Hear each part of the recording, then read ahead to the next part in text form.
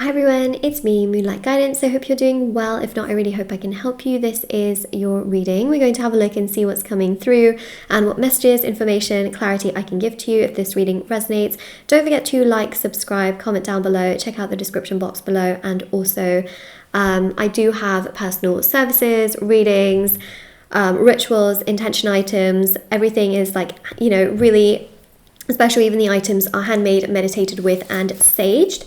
And there's also, of course, readings done within 12 to 24 hours, thousands of 5-star reviews. Everything is on shopmoonlightguidance.com. Anyways, we are going to start with your reading to see what's coming through, what messages I have for you. Okay, we have got here the Four of Swords. We have got here the Queen of Pentacles with the Knight of Wands and the Eight of Cups. Seven of Swords. Okay, I really feel like you've been hurt here by someone who just has not been doing enough. It's almost like their patterns are it's almost very predictable how their patterns are, right? They sort of come to you.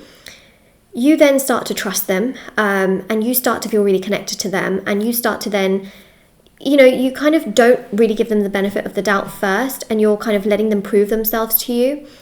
And then, they're doing things. And then once you're like, okay, I can really trust this person, I can trust them with my emotions, everything, you start to become vulnerable. The minute you become vulnerable, this person starts to pull away, okay? And that makes you feel really anxious, really stressed, you get sad, and then you think to yourself, no, this person's got to prove themselves, okay? So you pull away again. No, you pull away and you're like protecting yourself, And then this person, they come in, they do a little bit more as they feel that you're sort of pulling away and, you need them to prove themselves to you. So you're much more focused now on,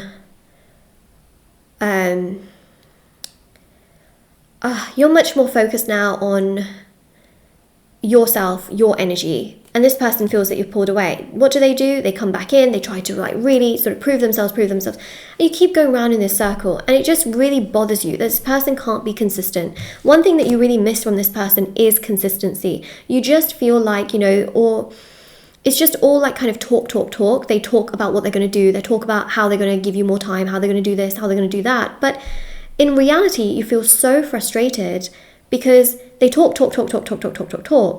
but they do very little in return.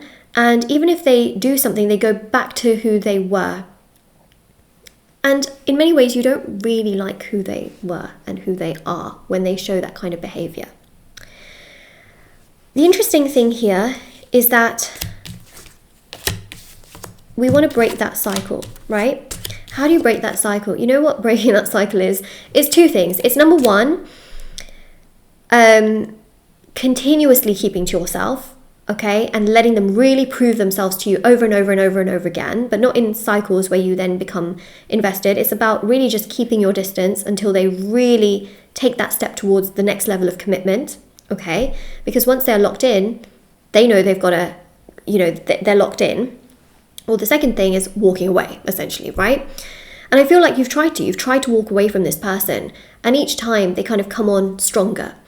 And the main thing here, okay, that is really going to break the cycle, especially if you really want this person in your life, you really want this person to be proactive, is number one, walking away altogether does seal the deal in terms of the fact that yes, they can. And I'm not saying that you should break up with them or anything like that. What I'm basically trying to say is that keeping to yourself, keeping to your hobbies, and retracting your energy that you're constantly giving to them by thinking about them, wanting them, spiritual energy and physical energy and emotional and mental energy, retracting that all away from them and giving it to yourself is really important, okay? It's not about, I'm just going to keep to myself, I'm going to watch my favorite TV show for a few days, and then boom, they're going to come chasing me because I'm not giving them, physical energy.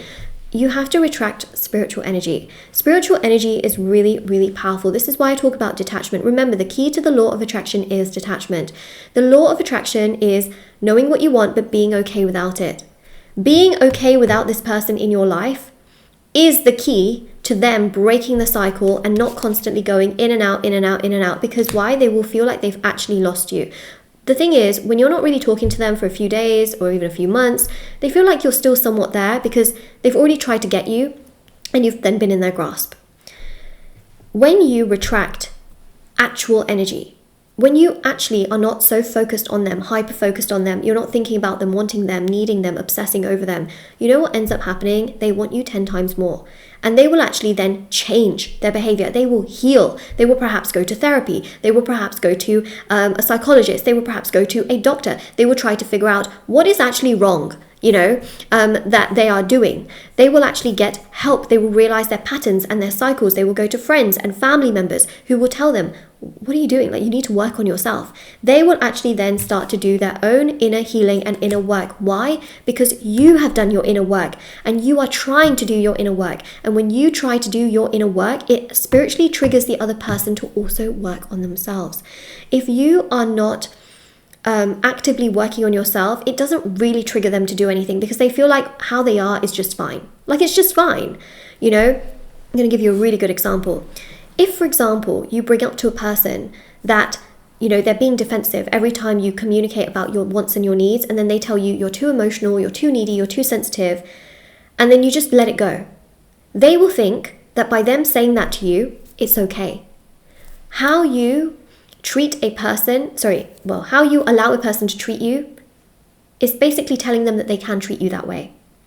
Whereas if you say to them, no, you can't call me too emotional, too needy, because these are my needs and my values, and this is what I want as a human being, it tells them directly that they can't be doing that to you.